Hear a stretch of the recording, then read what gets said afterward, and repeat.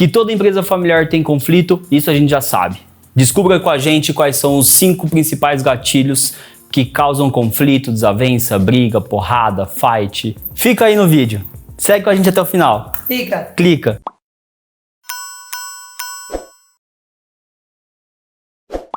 Primeiro gatilho, bom senso. O meu bom senso não é o seu bom senso. E a gente tem mania de achar o que eu penso é o que o outro pensa.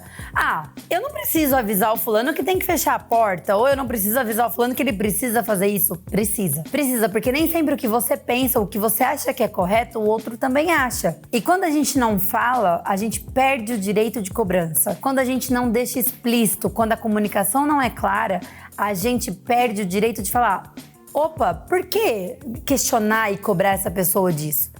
Não sabia, porque o meu bom senso não é o seu. Então, essa é a primeira desavença que a gente tem dentro de uma empresa familiar. Quando eu acho que o bom senso da primeira geração é o bom senso da segunda, e não é. Eles tiveram uma história diferente, uma cultura diferente, vivências diferentes, experiências, que trouxeram para eles um bom senso que talvez eu não tenha. E que a minha experiência, a minha vivência, a minha cultura, o ambiente do qual eu nasci e cresci foi diferente deles, me trouxe um outro bom senso. Então, lembre-se sempre, o teu bom senso não é o bom senso do outro. Uma frase clássica que exemplifica essa questão do bom senso é quando as pessoas viram e falam assim: ah, mas não é possível que ela não sabia.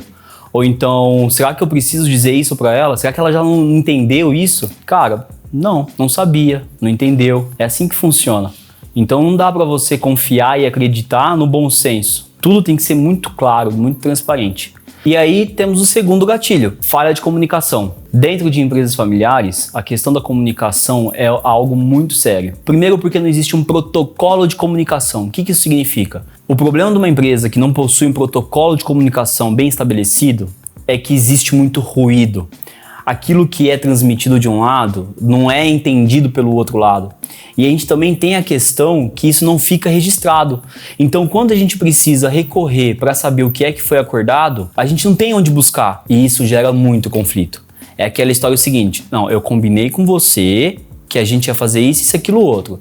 E aí a outra parte fala assim: não foi isso que você combinou comigo. O que você combinou comigo foi, se acontecesse isso, aquilo, outro, a gente ia fazer isso. Então, essa questão da comunicação é algo muito importante. As empresas familiares precisam construir maneiras de se registrar essas informações. Eu não tô falando de nada muito mirabolante, tô falando de coisas simples. Cara, cria uma ata de reunião, abre um e-mail, escreve lá: então hoje, dia 23 do tal, hoje... Essa comunicação é falha, não só dentro da empresa, mas fora da empresa também. Então tudo aquilo que você acordar e negociar com fornecedores e clientes, registra. Terminou de fazer uma conversa por telefone? Manda um WhatsApp, manda um e-mail. Então conforme conversado por telefone, conforme conversado por Skype, conforme conversado por WhatsApp, fica acordado que vai ser assim, assim, assim, assado. Agora.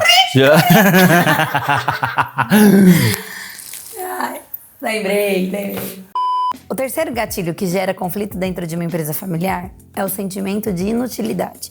Esse sentimento de inutilidade, ele acontece muito na primeira geração, quando a segunda está chegando. Por exemplo, uma vez, eu e meu irmão, a gente ouviu assim do meu pai: eu tenho medo de vocês me aposentarem. Eu tenho medo de vocês chegarem e simplesmente perder o que eu faço aqui dentro. Porque a visão tá restrita, porque, enfim, uma série de outras coisas. No nosso caso, a gente teve um estudo que meu pai não teve. E pra ele trazer um sentimento de: será que eu vou ser inútil pra empresa? Sendo que, muito pelo contrário.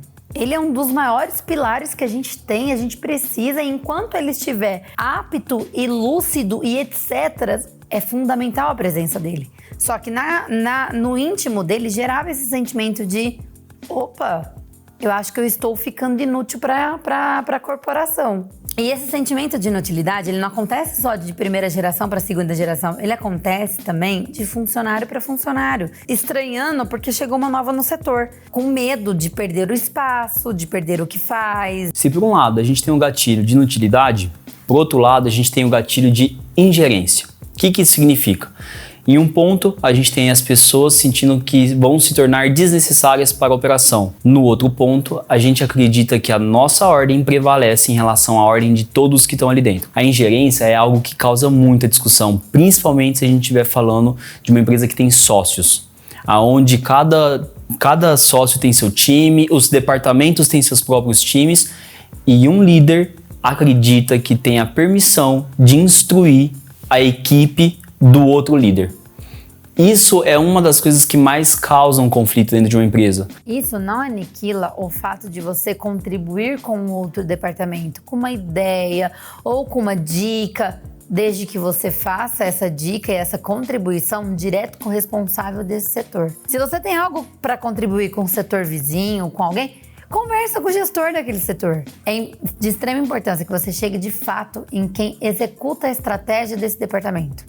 Quinto gatilho, e esse gera muito conflito nas empresas familiares: confusão entre laços afetivos e contratuais. Você que trabalha numa empresa familiar, ou você que é sucessão de uma empresa familiar, já vivenciou com certeza ou ainda vai vivenciar o fato de diferença de tratamento entre uma pessoa e outra. Porque aquele é amigo de infância do dono e ele veio trabalhar com o dono. Aí ele tem um tratamento um pouco diferente, porque afinal de contas, além de funcionário, ele é um pouco amigo da família e tudo mais. Ou senão aquele funcionário que ganha um crédito com o dono da empresa ou com, enfim, que também tem um tratamento diferenciado. Isso é típico de empresa familiar, só que isso mata a cultura de uma empresa. Isso gera muito desgaste, porque as pessoas que não têm esse tratamento diferenciado se sentem aquém, se sentem menores. E elas não estão erradas de se sentirem assim.